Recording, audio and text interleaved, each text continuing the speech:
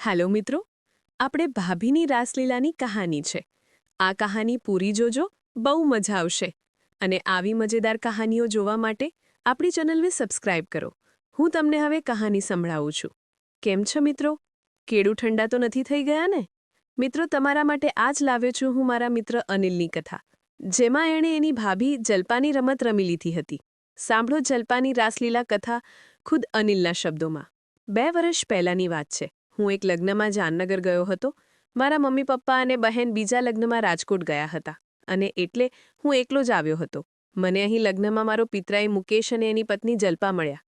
જલ્પા એક સુંદર છોકરી હતી, અને અમે કાયમ વાતો કરતા કે આ સુંદર છોકરી કઈ રીતે આ સીધા સાધા મુકેશને મળી ગઈ. રાત પડી અને હું સૂવાની જગ્યા શોધવા લાગ્યો. ઘરો તો બૈરા અને છોકરાઓથી ફૂલ થયા હતા. મેં માંડવામાં જ ગાદલો નાખ્યો અને લેપટોપના ઇયરફોન ભરાવીને હું લાંબો પડ્યો. ત્યાં જ બાજુમાં હલચલ થઈ. મેં જોયું કે જલ્પા ભાભી જ હતા અને ગાદલો નાખતા હતા. મેં પૂછ્યું, કેમ અહીં? જલ્પા ભાભી બોલી, માસીએ પતિ પત્નીઓને અલગ અલગ સૂવા કહ્યું છે. હું તો અહીં તમારી બાજુમાં જ ઊંઘીશ. રાત્રે લગભગ 2 થયા હશે અને બધા ગરબા રમીને થાકી ગયા હતા, એટલે ફટફટ ઊંઘવા લાગ્યા. માંડવાની લાઇટ પણ કોઈએ હમણાં જ બંધ કરી. મારી આંખો પણ ઘેરાવા લાગી. ત્યાં જ મને લાગ્યું કે મારે ઉપર કોઈ જીવડું ચાલતું હોય. મેં હાથ માર્યો. અરે, આ તો જલ્પા હતી. મેં એનો હાથ હટાવ્યો. મને એમ કે કદાચ ભૂલથી આવી ગયો હશે ઊંઘમાં. અડધા કલાક પછી પાછો હાથ ત્યાં જ આવી ગયો, અને હવે તો જાંઘને બદલે કેળા સુધી પહોંચી ગયો હતો. મેં જલ્પાનો હાથ પકડી લીધો. ભાભી આંખ ખોલીને મારી સામે જોવા લાગી. મેં કહ્યું, શું થયું? જલ્પા બોલી, કંઈ નહીં. મેં કહ્યું, તમારો હાથ? જલ્પા બોલી, અનિલ, એ તો હું જ અડકતી હતી. મને આશ્ચર્ય થયું.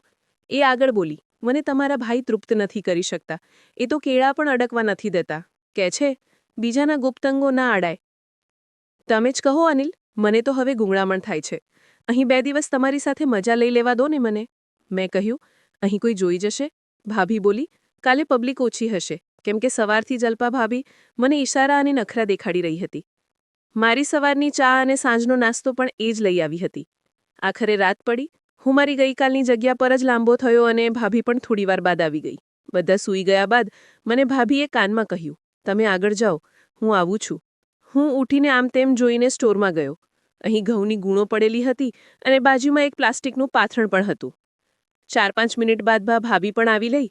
આવતા વેંતે મને ગળે લાગી ગઈ અને મારા હોઠ પોતાના હોઠ સાથે ભીંચીને કિસ આપવા લાગી.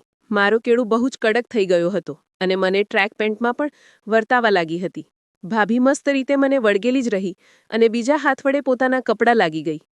ભાભી બ ખુલતા જેના સંતરા મસ્ત લાલ કલરની બ દેખાવા લાગ્યા. મારો હાથ તરત જ ભાભીના સંતરા પર પહોંચી ગયો અને હું એમને દબાવવા લાગ્યો. મારો કેળું બહુ જ કડક થઈ ગયો હતો.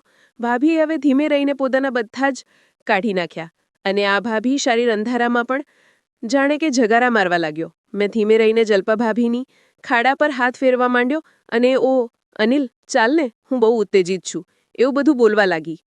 મારા કપડાં દૂર કરીને ભાભી હવે મારા કેળાને મસ્ત થાઈ મસાજ આપવા લાગી.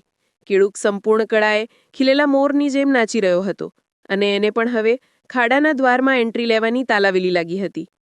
મેં હવે ભાભીને ત્યાં ઘઉંની ગુણ પર બેસાડી દીધી. અને મિત્રો, હવે આ કહાની આપણે ભાગ 2માં જોશું. પણ મિત્રો, તેના માટે આપણી ચેનલ સબસ્ક્રાઇબ કરજો અને વિડીયોને લાઇક કરો, જેથી હું ભાગ 2 જલ્દીથી જલ્દી લાવું. તમે આ ચેનલને સબસ્ક્રાઇબ કરવાનું ના ભૂલતા. બાય બાય મિત્રો.